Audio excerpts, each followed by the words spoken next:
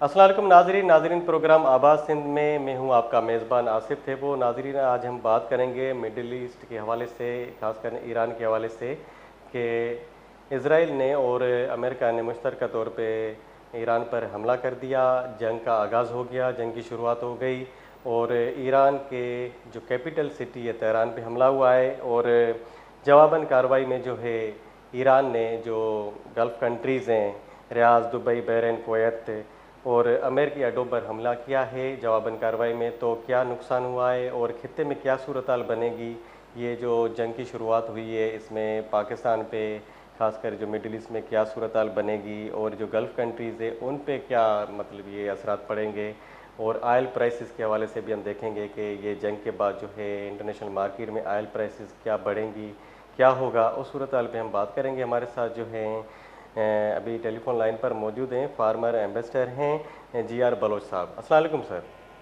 वालेकुम अस्सलाम जी। Sir programme में खुश आमदेद। सर ये आपने सारा सिनेरियो देखा होगा, कुछ मतलब दिन पहले जो है हमने देखा कि ये पहले तो सुलह की बातें हो रही थी ईरान के साथ और अगर कंप्रोमाइज़ हो जाता तो फिर कुछ अलग सिनेरियो बनता, लेकिन अब जो है सूरत हाल आपके सामने है। ईरान पर इसराइल और ये अमेरिका ने मुश्तरका तौर पे हमला कर दिया है और उसके जवाबन कार्रवाई में जो है जो अमेरिकी अड्डे हैं गल्फ़ कंट्रीज़ में उस पर ईरान ने जो है हमला किया है। तो आप सारी सूरत हाल को, इस मिडिल ईस्ट की सूरत हाल को कैसे देखते हैं? ये बहुत तशवीश लिहाज से कि ये जंग ऑलरेडी ये खित्ता अनस्टेबल है, बहुत सारे और मसाइल चल रहे हैं, डेवलपमेंट के हैं, और भी टेररिज्म के हैं। तो अब ये जंग का दोबारा फिर होना और इस इंटेंसिटी के साथ होना ये बहुत खतरनाक है। और इसकी जो इंडिकेशन मिल रहे हैं कि अब इसराइल और अमेरिका रिजीम चेंज की बात करते हैं। जी तो हमने इस खित्ते में देखा इससे पहले जो रिजीम चेंज के जंगें हुई हैं, जिसके अंदर इराक में, सीरिया में, सही। लीबिया में, तो वहां पे बहुत खून खराबा हुआ। वो मुल्क बितर बितर हो गए, मुल्क में स्टेट नहीं रही, गवर्नेंस नहीं रही। मलेशिया जो है और नॉन स्टेट एक्टर्स जो है उन्होंने जन्म लिया। पूरा टेररिज्म का एक नया कल्चर डेवलप हो गया। मुसलमान और इनोसेंट सिविलियन, अरब, हर जो है वो बाशिंदा उसमें इफेक्ट हुआ। तो अब अगर ये वाकई आगे चलते हैं, आगे जाते हैं अमेरिका और इसराइल, और ईरान को भी उसी तरह से नेस्तनाबूद करने के बाद वहाँ पे एक कोई जत्था बिठा के और उसे फिर इसको टुकड़े टुकड़े हो जाता है ईरान, खुदा ना खास्ता, तो ये बहुत खतरनाक सूरत हाल होगी पूरे खत्ते के लिए और हमारे लिए भी डेफिनेटली बात से तशवीश है, चूंकि ईरान हमारा नीबर है और बहुत सारे ट्राइब्स हैं जो कि दोनों तरफ रहते हैं। और हमें पता है कि हमें इस खत्ते, इस बॉर्डर से भी टेररिज्म के बड़े खतरात हैं। तो ये बहुत खतरनाक एस्केलेशन हो रही है। ईरान ने भी जवाब दिया है। अब जवाब दर जवाब होगा, जाहिर है बहुत फर्क है। देखिए, हम एज ए एनालिस्ट की बात कर रहे हैं, जी जी अपने विश की बात नहीं कर रहे हैं। हमारा तो हमदर्दियां जाहिर है ईरानी भाइयों के साथ हैं। हम चाहते हैं कि वो ऐसी सिचुएशन में ना आए, लेकिन अगर हम जो है वो फौजी काबिलियत को देखें तो बहुत फर्क है ईरान की कैपेसिटी में सही। और इसराइल और अमेरिका की मिली हुई। तो ये जंग जाहिर है ईरान के तो भले में है ही नहीं, लेकिन डेफिनेटली ये इसराइल की सिक्योरिटी को भी नहीं करती मजबूत और अमेरिका के लिए भी खतरात सामने हैं।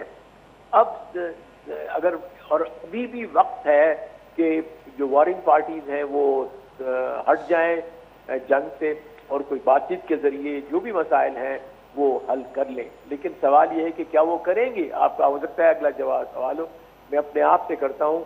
इस वक्त मुझे कतई इसको बात की नजर नहीं आ रही, क्योंकि ईरान ने जो है वो मुकम्मल जंग एक लिहाज से ऐलान किया है। सही। बाकी भी खित्ते के जो मुल्क हैं जो कि हमेशा खड़े भी रहे हैं ईरान के साथ बहुत अरसे, अब अगर वहां पे भी लॉन्च करेंगे तो फिर एक लिहाज से वो ऑलरेडी इतनी तनाही का शिकार है ईरान, तो मजीद और इसका तनाही का शिकार हो जाएगा। और अगर नुकसान बहुत ज्यादा होता है नीबरिंग कंट्रीज के अंदर, तो एक लिहाज से इजराइल को जस्टिफिकेशन मिल जाएगी कि तेहरान सिर्फ न कि हमारे लिए खतरा है लेकिन ये खित्ते के लिए खतरा बन गया है। तो उनका नैरेटिव ज्यादा बिकेगा, उसकी ज्यादा एक्सेप्टेबिलिटी होगी। लिहाजा ईरान को सोचना चाहिए, उनको लीडरशिप को, कि जंग लड़नी है तो कैसे लड़नी है। जंगें सिर्फ ताकत से भी होती है, लेकिन उसमें हिकमत अमली होती है, उसमें जंग के अहदाफ होते हैं। Yes I know they are fighting their defensive war, लेकिन अगर आप पड़ोस के लोगों को निशाना बनाओगे, दुबई को, बहरीन को, यूएई को, या किसी और को, तीसरे मुल्क को, उसके बाद कतर को, खुदा न खास्ता कतर को भी किया उन्होंने, तो फिर जाहिर है अपने आप को अकेले तनहा कर देंगे इसमें। तो फिर ये तो जंग हारने के लिए सामान हो रहे हैं। लिहाजा unfortunately I see a very bad scenario आगे चलते, और मैं ईरान के आम आदमी के लिए बहुत तड़पता हूँ, और उनके लिए मेरे दिल में बहुत दुख भी हो रहा है कि किस किस्म की सिचुएशन में वो इस वक्त गिरफ्तार हैं। अल्लाह करे वो मसाइल जल्दी। अच्छा सर, आपने कहा कि जो ईरान जो है जवाबन कार्रवाई में जो है रियाद, दुबई, बहरीन, कुवैत के अमेरिकी अड्डों पे हमले कर रहा है, तो इससे एक नैरेटिव डेवलप होता है, बिल्डअप होता है कि ईरान जो है सबके लिए एक खतरा था। जी बिल्कुल, यही तो मैं कर रहा हूँ। देखो वो अड्डे तो उन्होंने खाली कर दिए थे, भाई खाली अड्डों पे आप हमला करके क्या बताना चाह रहे हो कि मेरे पास मिसाइल है। वो आज उनका पता लग, और पता है आपको कि मिसाइल जब दागा जाता है या फायर किया जाता है तो उसके पूरे coordinate with in few yards जो है वो सैटेलाइट से वो ले लेते हैं, और फिर अगला वो मिसाइल फायर नहीं कर सकता, वहां पे उस आगे वो मुकम्मल तहस नहस हो जाएगा वो जहां से मिसाइल फायर हो रहा है। लिहाजा मुझे तो यह है कि अगले जो 24 घंटे 12 घंटे में जो भी इसकी कैपेसिटी है मिसाइल करने की, वो तो तबाह हो जाएगी, फिर क्या करेंगे। तो मैं समझता हूँ अभी भी ये था कि अगर वो रिस्ट्रेन की बात करते, अपने इलाकाई जो नीबरिंग कंट्रीज हैं उनको के साथ मिल के एक प्रेशर करते अमेरिका के ऊपर, इजराइल के ऊपर, कि भाई हम अभी भी बात करने को तैयार है, तो जंग का रुख तब्दील हो सकता था। ये इसको हिकमत कहते हैं, इसी को स्ट्रैटेजी कहते हैं। लेकिन अनफॉर्चुनेटली वहां तो जाहिर है नंगा इस्तेमाल है ताकत का, लेकिन अब वो एक ताकत है, वी कैन नॉट, उसको हम डिनाई नहीं कर सकते। वो मॉरली चाहे गलत है, कानूनी गलत है, इंसानी तौर पे गलत है, कोई शक नहीं इसके अंदर, but they are confronted with that situation. तो भाई फिर आप अपनी हिकमत अमली ऐसी रखो कि आपको ये जंग, क्योंकि किसी तरह से भी जंग आप इनके हक में नहीं है। नारे लगाने के लिए तो ठीक है जंग, लेकिन जंग कभी मसलों का हल नहीं होता। लिहाजा इनको मेरा ख्याल है रीथिंक होना चाहिए वहां पे, और अपनी स्ट्रैटेजी डेफिनेटली करनी चाहिए। ठीक है। अच्छा और सर, ये अगर देखा जाए तो पहले सूरत हाल तो इतनी ख़राब नहीं थी, मतलब टॉक्स हो रहे थे, नेगोशिएशन होता है, जंग से पहले भी नेगोशिएशन होता है, जंग के बाद भी नेगोशिएशन होते हैं। तो जो पहले नेगोशिएशन जंग से पहले जो नेगोशिएशन हुए वो क्यों ख़राब हुए, उसकी क्या वजूहत हैं? नहीं देखो, उसमें बेसिकली जो उसकी वजह मैं जो अभी भी मैंने कहीं ऐसे में लिखी अपनी में कि उसमें भी ईरान की स्ट्रैटेजी गलत थी।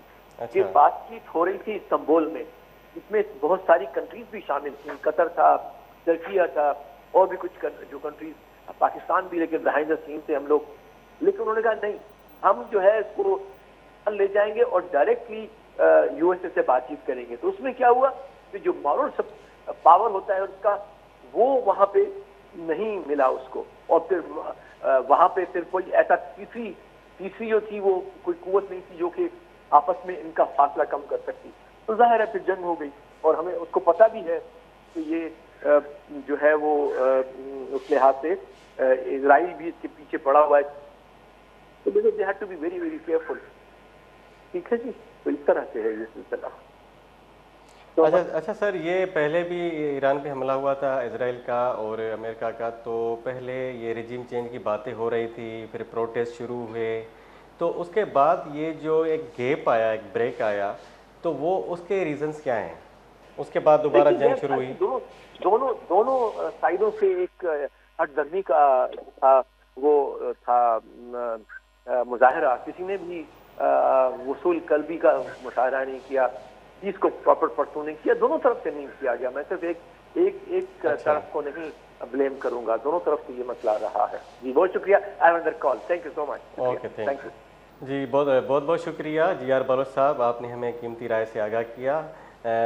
जी हमारे साथ बात कर रहे थे जी.आर. बलोच साहब, फार्मर एम्बेसडर हैं। उन्होंने जो है ईरान, इजराइल और अमेरिका के हवाले से बात की कि खित्ते में क्या सूरत हाल बन रही है, और रिजीम चेंज के हवाले से भी उन्होंने कहा कि ये जो जंग से पहले जो नेगोशिएशन हुई थी ईरान और अमेरिका के बीच, वो क्यों फेल कैसे हुई, ईरान की जो हठधर्मी थी। तो उसके बाद काफ़ी मुज़ाकरात हुए, और जो अमेरिका चाह रहा था कि ये ईरान हमसे डील करे, जो है अभी भी ट्रम्प का जो बयान है कि हम जो ईरान की जो मिसाइल इंडस्ट्री है उसको ख़त्म कर देंगे। और ईरान का कहना है, जैसे जी आर बलोच साहब ने कहा कि गल्फ़ कंट्रीज़ पे हमला करने का मकसद ये है कि एक अमेरिका को जवाब मिल जाएगा कि ईरान ने गल्फ़ कंट्रीज़ पे जो हमला किया है, अमेरिकी अड्डों को निशाना बनाया है। तो इनका कहना है कि अमेरिकी अड्डे तो वैसे भी खाली थे, उन पे जो है कोई फ़ौजी दस्ते वगैरह नहीं थे मुकर्रर। तो ईरान की ये जो कार्रवाई है, इससे ये एक नैरेटिव डेवलप होगा कि जो ईरान है इस खित्ते के लिए ख़तरनाक है। तो उस पर उन्होंने कहा कि एक नैरेटिव ईरान खुद ही डेवलप कर रहा है, और इससे ईरान को ही नुकसान होगा, क्योंकि अमेरिका दुनिया को बताएगा कि ये जो अमेरिकी अड्डों पे हमलों की जो कार्रवाई की गई है, जो गल्फ़ कंट्रीज़ में अमेरिकी अड्डे हैं, तो उनको निशाने बनाने का मकसद ये है कि एक नैरेटिव बिल्डअप होगा कि ईरान सबके लिए ख़तरनाक है, इसीलिए हमने ईरान पे हमला किया है। अब यहाँ पे हम लेंगे एक मुख्तसर सा ब्रेक।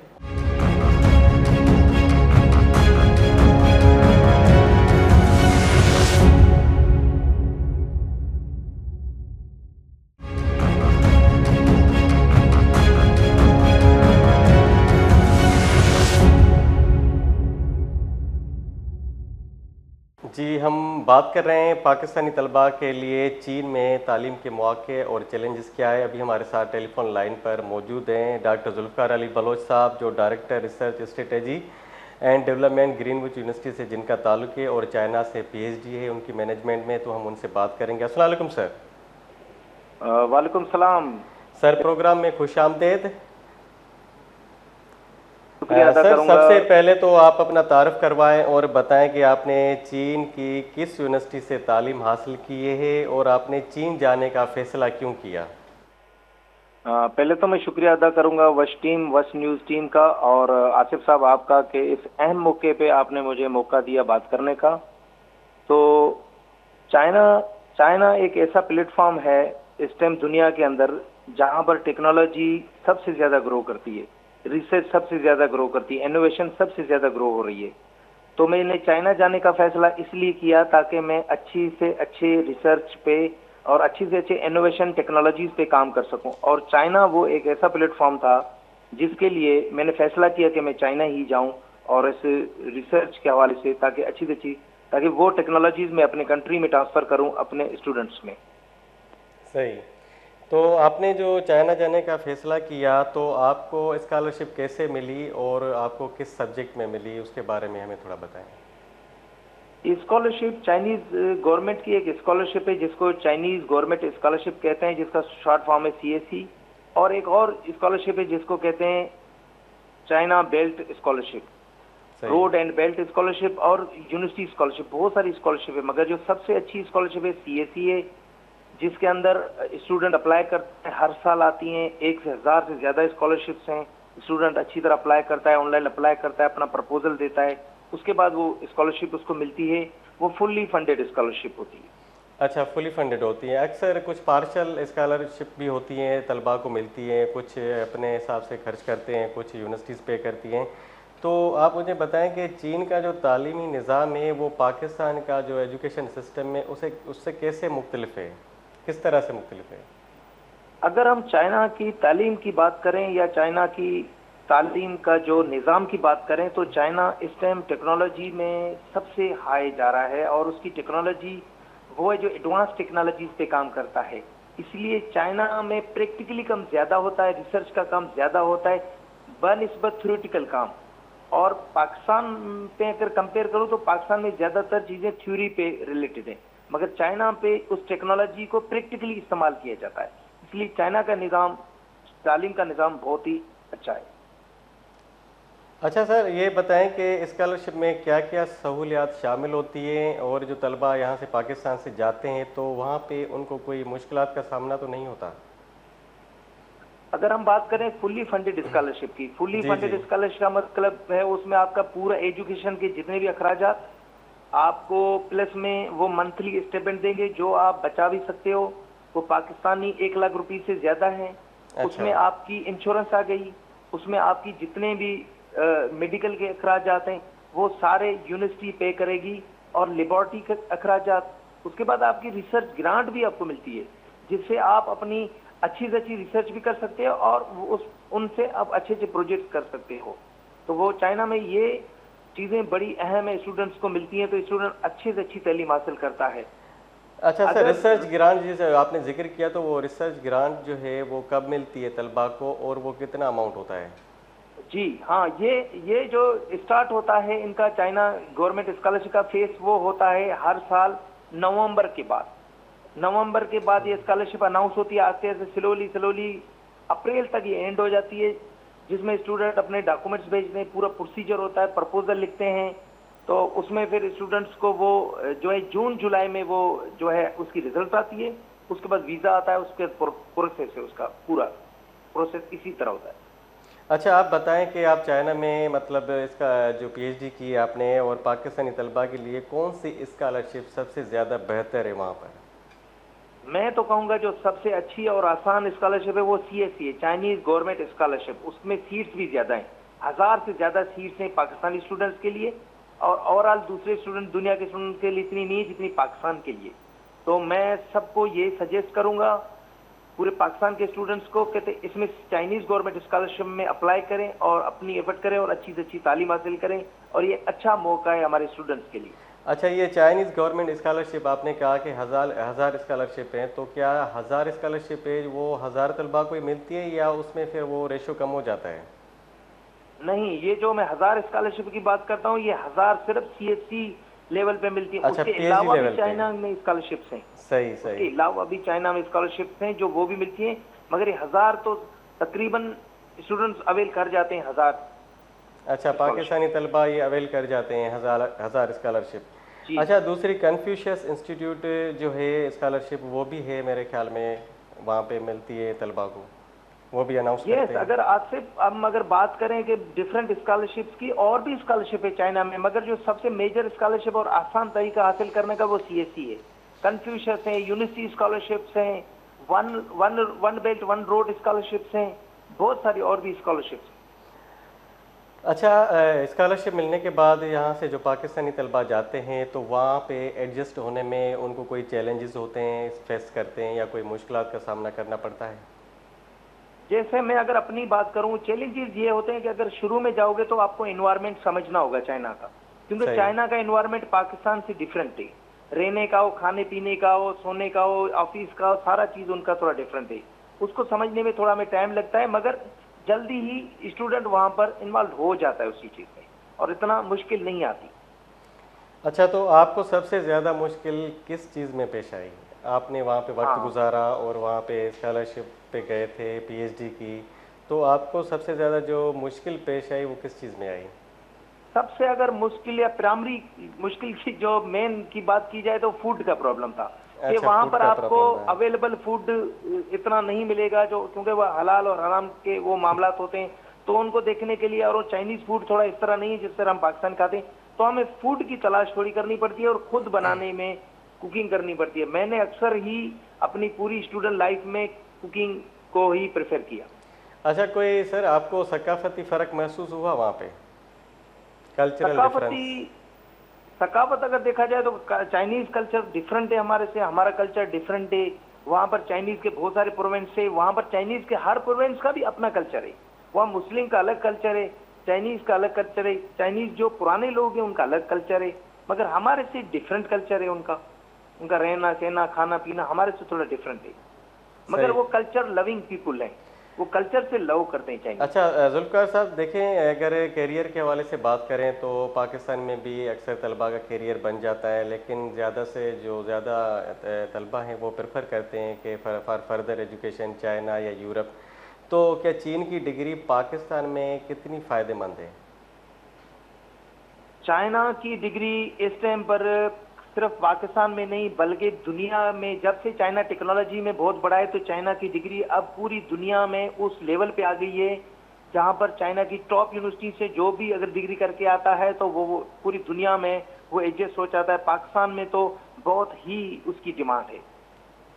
अच्छा, तो अगर पाकिस्तानी तलबा जो हैं चीन में तालीम के लिए जो एजुकेशन के लिए अप्लाई करें, तो अप्लाई करने के हवाले से क्या जो है आप उनको गाइडलाइन वगैरह देंगे, क्या ज़रूरत होती है, क्या ज़रूरी चीज़ें होती है जो तलबा को ज़रूरी लाजमन करनी है वो?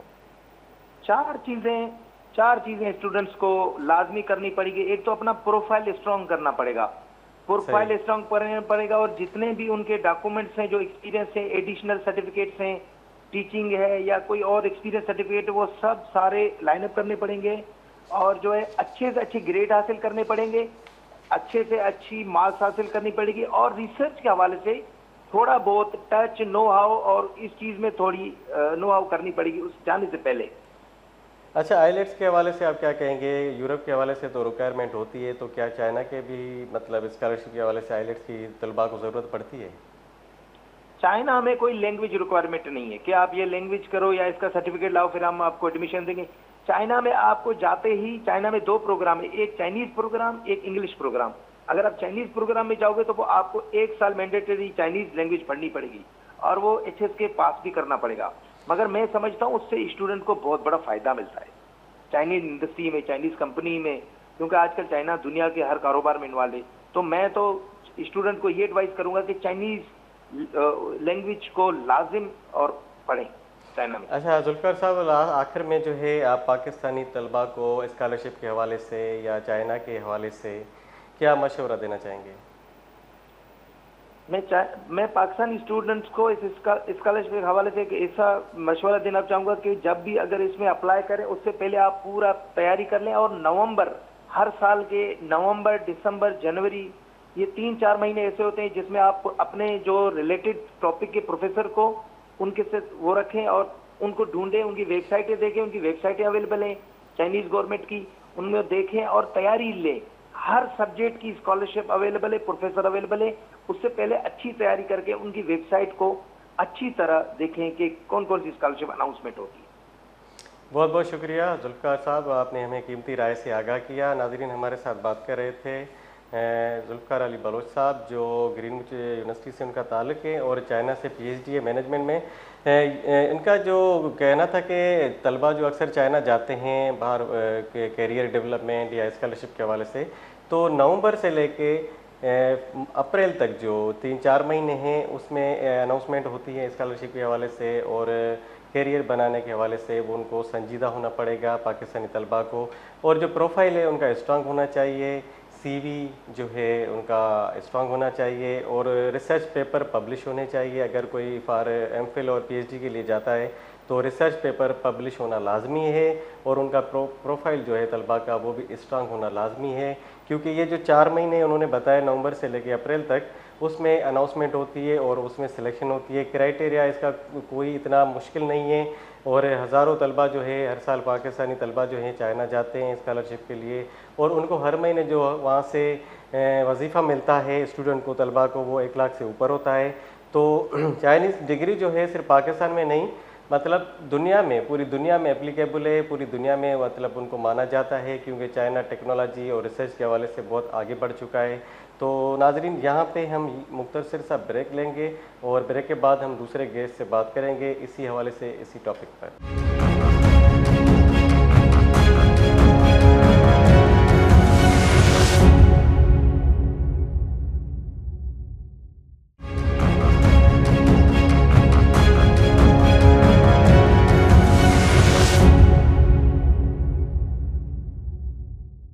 वेलकम बैक नाजरीन, हम बात कर रहे थे चाइना के हवाले से, चाइनीज़ स्कॉलरशिप्स और चाइनीज़ तालीम के हवाले से पाकिस्तानी तलबा को कितने मतलब मौके हासिल हैं चाइना में तालीम हासिल करने के हवाले से, और क्या चैलेंजेस हैं, क्या मुश्किलात वहाँ पे पेश आती हैं। तो हमारे साथ अभी टेलीफोन लाइन पर मौजूद हैं डॉक्टर इमरान अली सांडाणो, जिनका ताल्लुक सिंध यूनिवर्सिटी से है, IR डिपार्टमेंट इंटरनेशनल रिलेशन से उनका ताल्लुक है, और वो चाइना से उनकी PhD है। तो हम उनसे बात करेंगे। एसोसिएट प्रोफेसर हैं डॉक्टर इमरान अली सांडाणो। अस्सलाम वालेकुम सर।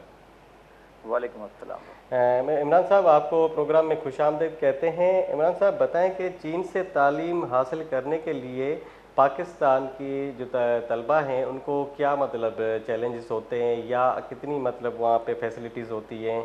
आपने भी चाइना से PhD की है, तो आप अपने बारे में भी हमें बताएं। सबसे पहले तो आप अपना तारुफ करवाएं और बताएं कि चीन की किस यूनिवर्सिटी से आपने तालीम हासिल की और आपने चीन जाने का फ़ैसला क्यों किया। जी, बड़ी मेहरबानी, आपने मुझे ऑनलाइन लिया और शेयर करने का भी मौका दिया कि मेरा नया नस्ल जो है वो कुछ मुफीदा हो, हमारी चीज़ों से हमने जो एक्सपीरियंस किया उससे उनको फ़ायदा हो। तो मैंने तो चाइना की यूनिवर्सिटी टॉप 3 यूनिवर्सिटीज़ में कंसिडर होता है, जिसका नाम है चचांग ताशे, यानी हम पाकिस्तान में उसको जिजांग यूनिवर्सिटी के नाम पे जाना जाता है। सही। और साथ में कि भाई मैं क्यों गया, क्योंकि मैंने एमफिल किया हुआ था एकेडमिया में, मैंने करियर बनाना था, तो समवन टोल्ड कि it's easy to get admission there. तो आई डिसाइड कि ओके लेट्स टेक। तो इस पर रूटीन जैसे जो गाइडलाइंस दी गई थी वो मैंने फॉलो की, और इट वाज लाइक एक्सीडेंटल, क्योंकि मेरी आई वाज विद फैमिली और हैविंग अ जॉब इवन। तो इट वाज वेरी हार्ड कि लाइफ आप फैमिली को छोड़ के, जॉब को छोड़ के फिर आप हायर एजुकेशन के लिए जाएं, लेकिन इट हैपेंड। और मैंने अपना पीएचडी किया नॉन ट्रेडिशनल सिक्योरिटी में, सिक्योरिटीज में, आईआर में किया आपने। जी, आईआर का ही एक इमर्जिंग एरिया है जिसको गैर रवायती खतरात भी कहा जा सकता है उर्दू में। सही। तो उसमें मैंने पीएचडी किया और स्कॉलरशिप पे ही, फुली फंडेड स्कॉलरशिप पे गया था, जिसको हम चाइनीज स्कॉलरशिप काउंसिल कहते हैं, उसकी बेसिस पे गया। और आपने कहा, जैसे आपने इंटरव्यू में कहा कि भाई what changes students used to face, कोई चैलेंज नहीं होता। एजुकेशन के लिए जाते हैं तो यू नीड टू, अगर वही कल्चरली अंडरस्टैंडिंग या कि जो हमारे पास रवायती तौर पे है कि भाई परदेश, तो वो फिर if you go with that philosophy then there will be the problem. Otherwise कोई प्रॉब्लम नहीं होता। स्कॉलरशिप पे हैं तो पैसे भी मिलते हैं, you will get a lot. तो this is how I got in. और नाउ सर्विंग 8 साल हो चुके हैं मुझे पीएचडी को। मैं 2012 में गया था और मैं 2017 में डिग्री करके आया, और अभी वर्किंग है पाकिस्तान की अच्छी यूनिवर्सिटी है सिंध यूनिवर्सिटी, वहाँ पे मैं एसोसिएट प्रोफेसर के तौर पे काम कर रहा हूँ। अच्छा, तो आपने सिंध यूनिवर्सिटी ज्वाइन की है एज ए एसोसिएट प्रोफेसर? जी, मैं असिस्टेंट प्रोफेसर के तौर पे आया था, फिर आई गॉट द प्रमोशन, और फिर यहाँ पे मेरा मुसलसल, और हर साल लकीली मेरा चाइना विजिट रहता है, मुख्तलिफ कॉन्फ्रेंसेस में, वर्कशॉप में, और इवन मेरा छोटा भाई भी इस वक्त वहाँ पे पीएचडी कर रहा है। अच्छा, पीएचडी कर रहा है, माशाल्लाह। तो अच्छा, आप बताएं सर कि पाकिस्तानी यूनिवर्सिटीज़ में आपका एक्सपीरियंस कैसे रहा और चाइनीज़ यूनिवर्सिटी में जो आपका तजुर्बा है वो कैसे रहा, कि जो तालीम का निज़ाम है उसमें क्या फ़र्क है, जो यहाँ पाकिस्तानी तालीम है और चाइनीज़ जो एजुकेशन है उसमें क्या फ़र्क आपने देखा? Education in terms of knowledge कहेंगे तो नॉलेज में तो सच कोई फ़र्क नहीं है। जैसे ग्लोबलाइज्ड वर्ल्ड हो चुकी है, जैसे हम यहाँ पे पढ़ सकते हैं वहाँ पे भी पढ़ सकते हैं, लेकिन अगर इसी सवाल को हम सिस्टम के तौर पे लेंगे कि किस किस्म का सिस्टम है, किस किस्म का एजुकेशन सिस्टम है, देन वी में डिस्कस अ लॉट। तो वहाँ पे जैसे कि शायद आपको पता हो कि चाइना दुनिया में 96% रखने वाली लिटरेसी रेट वाली नेशन है, और पाकिस्तान में जो स्टेट लेवल की जो हमारे पास परसेंटेज मिलती है वो 59 की मिलती है। और बाकी जो ग्राउंड रियलिटीज़ हैं, आपने भी और हमने भी एक्सपीरियंस किए हैं, और मैं तो एजुकेशन सेक्टर से ही बिलोंग करता हूँ। तो they have the very strong, और कोई भी सिविलाइजेशनल तौर पे देखें, कल्चरल तौर पे देखें, या एक अपना एक्सपेरिमेंटल तौर पे भी देखें, एम्पिरिकल एविडेंस भी देखें, तो उन्हीं कौमों ने तरक्की की है जिन्होंने एजुकेशन पे ज़्यादा इन्वेस्ट किया है। तो in terms of China they invested a lot. Here Pakistan में आप अहदाफ निकाल दें कि भाई एजुकेशन पे कितना स्पेंड किया जाता है और बाकी मामला पे कितना स्पेंड किया जाता है, तो एक्सपेंडिचर ही हमारा कम है, तो एक्सपेक्टेशन भी वैसी रखनी चाहिए। तो उनका सिस्टम एक सेंट्रलाइज सिस्टम है। एक ही टाइम पे पूरे चाइना में एग्जाम होता है यूनिवर्सिटी की इंडक्शन के लिए, यूनिवर्सिटी के एडमिशन के लिए। वो बेजिंग का बंदा क्यों ना हो, अगर he or she will get less marks, तो उसने शिनचान प्रोविंस पे भी जाना होगा। शंघाई का एक अच्छी लाइफ गुजारने वाला बच्चा है, लेकिन अगर लेस मार्क्स लेगा और पास होगा तो वहीं पे अलॉट किया जाएगा जहाँ पे वो डिजर्व करता है। और लाइक वाइज उनकी जो डिपार्टमेंट्स हैं according to their score decide किए जाते हैं। तो दे हैव, और उसके अलावा साथ साथ जैसे हमारे यहाँ पे थ्योरी होती है, तो प्रैक्टिकल के लिए कभी कुछ केमिकल्स नहीं होते, इंस्ट्रूमेंट्स नहीं होते, इस किस्म के कुछ मामला होते हैं हमारे हमारे जैसे मुल्कों में। मैं अपने सिर्फ पाकिस्तान क्यों कहूँ, यानी लेस डेवलप्ड स्टेट अगर जनरलाइज करें तो। लेकिन चाइना जैसे मुल्क में आपको वहाँ पे कभी भी, दो I was not part of natural sciences, लेकिन सोशल साइंसेज में भी हमें इतने मौके दिए जाते थे। हर साल हमारी स्टडी टूर करवाया जाता था, कम से कम 4 से 6 बड़े शहर घूमते थे, फुल्ली फंडेड। वो हमें अपना प्रोफेसर साथ लेके जाता था। तो this is how social sciences used to be dealt. लेकिन नेचुरल साइंस में आपने उनकी टेक्नोलॉजी, उनकी इनोवेशन और उनकी जो आज की दुनिया के साथ कंपटीशन है, यू कैन एनालाइज, और इसी को एजुकेशन के साथ मिलाएंगे, you will get a lot. अच्छा इमरान साहब, देखें अगर आपने ट्रेडिशनल सिक्योरिटी की बात की, नॉन ट्रेडिशनल सिक्योरिटी के हवाले से जैसे आपने कहा, तो पाकिस्तानी जो तलबा हैं हमारे, खासकर सिंध यूनिवर्सिटी की अगर हम बात करें तो सिंध यूनिवर्सिटी में अभी आप पढ़ा रहे हैं, तो वहाँ पे रिसर्च आपने देखी है, सिंध यूनिवर्सिटी को भी आपने कंपेयर करें और चाइनीज़ जो यूनिवर्सिटी है, तो रिसर्च का जो गैप है, एक रिसर्च गैप होता है किसी रिसर्च के हवाले से, तो वो कैसे मैनेज होता है? मतलब हमारी जो यूनिवर्सिटीज़ हैं और वहाँ पे जो रिसर्च होती है वो तो आपके सामने है, और चाइनीज़ जो रिसर्च है वो तो दुनिया भर में पब्लिश होती है मुख्तलिफ रिसर्च पेपर्स में। तो हमारे पाकिस्तानी तलबा के जो रिसर्च है वो क्या दुनिया के जो मुख्तलिफ बड़े बड़े रिसर्च जर्नल्स है वहाँ पे पब्लिश होती है? एक्चुअली यहाँ पे भी मैं दो कैटेगराइज, इसी चीज को दो कैटेगरी में डालूंगा। मैं तो पहले अपना ऑन करूंगा कि मैं being academician I am not that much good कि मैं कहूँ कि या मैं डिफेंड कर सकूँ कि हमने या मैंने इतना अच्छा माहौल उसकी जनरेट किया है जिससे हमारी बेतहाशा अच्छी पब्लिकेशन हो रही है, या हम बहुत बड़े स्कॉलर्स जनरेट कर रहे हैं। There is the issue. वो इशू कहाँ से स्टार्ट हो रहा है? फ्रॉम वेरी प्राइमरी स्टेजेस, जहाँ से हम स्कूलिंग स्टार्ट करते हैं एंड होता है यूनिवर्सिटी तक। तो ये प्रॉब्लम सिर्फ यूनिवर्सिटी तक का महदूद कर दें कि नहीं नहीं यहाँ से रिसर्च अच्छा नहीं हो रहा, देन व्हाट हैपेंड अर्लियर, तो वो भी हमने पूरा काउंट करके फिर ही फाइनल उस पर डिसीजन पे आना पड़ेगा। सेकंड, हमारे पास जो एडमिनिस्ट्रेटिव जो हमारे मामलात हैं, जहाँ पे आपकी मीटिंग्स कुछ होती हैं, जहाँ पे आपकी डिफेंस की अपना डेट्स दिए जाती हैं कि आप अपना थीसिस, आपका डिसर्टेशन जो है वो उसको डिफेंड करें, जहाँ पे आपके मुख्तलिफ मामलात होते हैं, फीस के मामलात होते हैं और एडमिनिस्ट्रेटिव जो इशूज होते हैं। साथ में हमारे पास फैसिलिटी आप देखें पूरी यूनिवर्सिटी, आई विल नॉट से सिंध यूनिवर्सिटी सिर्फ जहाँ पे मैं काम कर रहा हूँ, पूरे पाकिस्तान में जितनी भी यूनिवर्सिटीज़ हैं वहाँ पे फैसिलिटीज़ देखिए, नेचुरल साइंसेज की हों, सोशल साइंसेज की हों, कितनी लैब्स हमने डेवलप की हैं, हमारी गवर्नमेंट ने, हमारे इदारों ने, अपने इदारों ने कितने उस पर खर्चा किया हुआ है। तो फिर ही हम आउटपुट के लिए करेंगे कि भाई आइडिया इट इज। बाकी अगर मैं ये कहूँ कि सिर्फ it's all about the China, no, China नहीं। मैंने पोस्ट डॉक्टरेट टर्की से किया हुआ है, मैंने दूसरा पोस्ट डॉक्टरेट मलेशिया से किया हुआ है। I found very, no one asked कि आप आज देर क्यों आए, नो वन आस्क्ड कि आप रात को 2 बजे ऑफिस में क्यों बैठे हो, कभी भी ऐसा माहौल नहीं बना। इवन आई टोल्ड कि I am going moving somewhere, तो उन्होंने कहा कि भाई आपका काम है, डू इट योर, क्योंकि my work was to research, और मैंने वो किया और I produce it in a good journal, और दैट्स व्हाई नेवर आस्क्ड।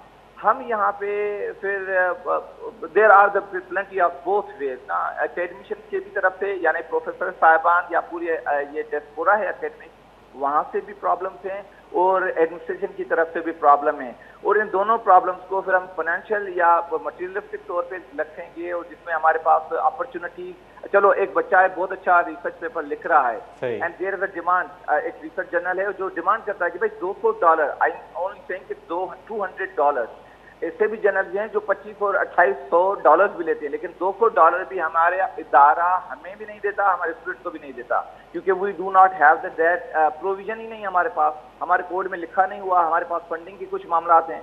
तो अगर हम यही कहें कि भाई सिर्फ वन सेक्टर, नो, तो it is interconnected with the different segment, तो बाद में इस चीज़ों को हम सॉल्व कर सकेंगे और रिजॉल्व कर सकेंगे कि either we are good with the China, may compete with the China, और Chinese are why they are good. तो इस तरीके से अगर लीड करेंगे तो हमारी अंडरस्टैंडिंग बेहतर रहेगी। अच्छा, क्या आप समझते हैं कि पाकिस्तानी जो डिग्रीज़ हैं बाहर एप्लीकेबल है, उनका कितना वो वहाँ पे असर है, और चाइनीज़ जो डिग्रीज़ मतलब वहाँ यहाँ से तलबा लेकर आते हैं वहाँ पे एमफिल या पीएचडी करके, तो क्या फ़र्क होता है मतलब डिग्रीज़ के हवाले से? क्या चीन की जो तालीम है और यहाँ की जो तालीम है वो तो आपने फ़र्क बता दिया, लेकिन पाकिस्तान के हवाले से अगर मैंने अक्सर देखा है कि पाकिस्तानी स्टूडेंट जाते हैं चाइना से एमफिल या पीएचडी करके आते हैं, तो वहाँ पे उनको जो है स्टीपेंड वगैरह वजीफ़ा भी मिलता है, तो यहाँ पे हमारी यूनिवर्सिटीज़ क्या देती हैं उनको एमफिल या पीएचडी के लिए कोई वजीफा? पाकिस्तान गवर्नमेंट में खासतौर पे पाकिस्तान की सारी university, I mean Pakistan government के पाकिस्तान की सारी यूनिवर्सिटी में स्कॉलरशिप का तो एक पूरा मैकेनिज्म बना हुआ है, लेकिन स्पेशली दो I am not that much supporter of current तो पाकिस्तानी गवर्नमेंट और सिंध गवर्नमेंट खासतौर पे, तो लेकिन फिर भी उन्होंने बहुत अच्छे प्रोग्राम लॉन्च किए हुए हैं जिसकी बेसिस पे फुल्ली जितना भी इन्वेस्ट करता है student in terms of fees वो उनको स्कॉलरशिप के तौर पे वापस दिया जा रहा है, जो मेरे अपने स्टूडेंट्स ने भी एक्सपीरियंस किया है। तो it's thanks to the Sindh government, वो मानना पड़ेगा, जो अच्छी बातें होंगी। बाकी आपने कहा चाइनीज डिग्री पाकिस्तान में कितनी एलिजिबिलिटी रखती है या बाहर की डिग्री कितनी एलिजिबिलिटी रखती है, उसकी डिमांड कितनी है, तो मैं आपको पहले तो फनी है कि आपको इंसिडेंट बताऊंगा कि क्योंकि मेरा टेन्योर मैंने ऐसा सेट कि 2012 में आई वेंट टू चाइना और आज हम 2026 में हैं, तो बहुत ज्यादा ये बीच में ऑलमोस्ट डिकेड इन तो जब मेरा दोस्त केम टू द पाकिस्तान और उसने कहा कि ये फोटोकॉपी तो करके दें, तो फोटोकॉपी वो करता जा रहा था फोटोकॉपी वाला, तो उसने कहा कि सर ये कौन सी जुबान है, फोटोकॉपी वाले ने पूछा मेरे दोस्त से, तो उसने कहा कि ये चाइनीज है। तो उसने कहा कि सर ये चाइनीज में क्या है, उसने कहा मैंने पीएचडी किया हुआ है और मैंने पोस्ट डॉक्टर किया हुआ है, मैंने एमएससी वहां से किया हुआ है, तो एक बड़ा जत्था था ना अपना सर्टिफिकेट का, तो वो फोटोकॉपी वाला बच्चा कह रहा था कि सर ये क्या ये डिग्री जो चाइना वाली है पाकिस्तान में चलती है। तो this was the scenario in 2012 when he came back और हमें उसने बात बताई थी। आज 2026 है और इस 2026 में दुनिया इतनी फास्ट हो चुकी है, सोशल मीडिया ने इतना इनरिच किया है हमारे स्टूडेंट को, हमें इतनी इंफॉर्मेशन आसानी से मिली जा रही है और इसी बेसिस पे जितने भी ग्रेजुएट्स हैं चाइना से आए हुए और जहाँ जहाँ पे वो अपनी उन्होंने स्लॉट पकड़ी हुई है या काम कर रहे हैं, उन्होंने वो एक यानी distinguish kind of environment they have developed और उन्होंने अपना मनवाया है कि they are best and they got the good and they are here and they are doing very excellent here. अच्छा कि स्कॉलरशिप के हवाले से बात करेंगे कि जो है वहाँ पे स्कॉलरशिप मिलती है आसानी से मिलती है तलबा को या उनमें कोई चैलेंजेस होती है, मुश्किल होती है, क्राइटेरिया क्या होना चाहिए पाकिस्तानी तलबा का जो बाहर के लिए अप्लाई करते हैं यूरोप के लिए या खासकर हम चाइना पे बात कर रहे हैं, तो जो है स्कॉलरशिप्स होती हैं उसकी क्या रिक्वायरमेंट होती है? वैसे स्कॉलरशिप में जिस जमाने में हम गए थे 2012 और उससे पहले वाले हिस्से में, वहाँ पे सिर्फ ये होता था खास तौर पे कि एक प्रोफेसर के साथ आपने कांटेक्ट करना होता था, आपने अपनी एक्सपर्टीज बतानी होती थी और उसी बेसिस पे वो आपको एक्सेप्टेंस लेटर देता था, यानी वो आपको कबूल कर लिख के देता था कि I am accepting this student, और वो एमफिल के लिए हो या पीएचडी के लिए हो। लेकिन आज जिस जमाने में हम हैं वहाँ पे कंपटीशन ज्यादा है और चाइनीज पॉलिसीज भी कुछ डिफरेंट हो चुकी हैं, क्योंकि China is not that much as it was in 2010 and उससे पीछे। तो अब कुछ यूनिवर्सिटीज हैं, क्योंकि दुनिया की अगर टॉप 100 यूनिवर्सिटीज में भी देखेंगे तो टॉप 100 में भी 15 से 20 यूनिवर्सिटीज चाइना की आ जाती है और टॉप 10 में भी 2-3 स्लॉट चाइना के पास आ जाता है। तो अकॉर्डिंग टू देयर स्टैंडर्ड तो कोई आइलेट्स मांग रहे हैं, कोई टफल की डिमांड कर रहा है, कोई पब्लिकेशन की डिमांड कर रहा है, और as I know in recent time के सीजीपीए जो वाज नॉट द मैटर, यानी ग्रेड कोई मसला ही नहीं रखता था, it has become a greater challenge कि अगर आपकी 3 से कम सीजीपीए बन रही है तो आपको ऑफर ऑर्डर नहीं दिया जाएगा, लेटर नहीं दिया जाएगा फॉर द एडमिशन। और इसके अलावा रिक्वायरमेंट्स आपकी डिग्री पूरी होनी चाहिए, आपके पास जो भी डॉक्यूमेंट्स रिक्वायर्ड आपकी लिस्ट की जाती है, उसमें पुलिस क्लियरिफिकेशन किस्म के कुछ होते हैं और आपके जो डॉक्यूमेंट्स होते हैं वो फॉरेन ऑफिस और एचईसी से अटेस्टेड होने चाहिए। तो these all things are like formal things है, इसमें कोई रॉकेट साइंस नहीं है। लेकिन हमारे जो स्टूडेंट हैं और स्पेशली जो न्यू जनरेशन है, जेनजी जिनको हम कहते हैं, वो कहते हैं कि सब कुछ बस चुटकियों में और बस मिनटों में हो जाए, तो पेशेंस हमारे पास है नहीं, हमारी नई नस्ल के पास। तो अगर हर चीज फॉलो की जाएगी तो मेरे जैसे बंदों की, यूट्यूबर की, इन्फ्लुएंसर की, किसी ग्रुप में जाने की कोई जरूरत नहीं। हर चीज चाइना में यूट्यूब बैन है, you can not open YouTube in China. आप ट्विटर वहां पे नहीं चला सकते, आप फेसबुक वहां पे नहीं चला सकते, यू कैन नॉट, जो भी वेस्टर्न एप्स हैं या social media you can not entertain in China. तो उसको मद्देनजर रखते हुए भी आप सीएससी की अभी भी वेबसाइट में जाएंगे तो आप देखेंगे यूट्यूब का वीडियो उन्होंने दिया होता है कि आप वहां अपने मुल्क में बैठ के यूट्यूब पे बैठ के देखें कि how to apply in a Chinese scholarship council. और likewise there is a list of scholarship opportunities, जैसे कि बीजिंग गवर्नमेंट अलहदा देती है, शंघाई गवर्नमेंट अलहदा देती है, कैस्ट आवास है हमारे पास, चाइना अकेडमी ऑफ साइंसेज है, म्यूनिसिपल स्कॉलरशिप वलीदा होती हैं, आसियान लीडरशिप की स्कॉलरशिप होती है, सीपे के, यानी जितनी भी गवर्नमेंट अपने इनिशिएटिव लेती है उसकी बेसिस पर स्कॉलरशिप भी उनको दी जाती है। सही, बहुत बहुत शुक्रिया डॉक्टर इमरान अली साहब, आपने हमें कीमती राय से आगाह किया और तलबा के हवाले से जो गाइडलाइन दी उसके लिए हम आपके लिए बहुत शुक्रगुजार हैं।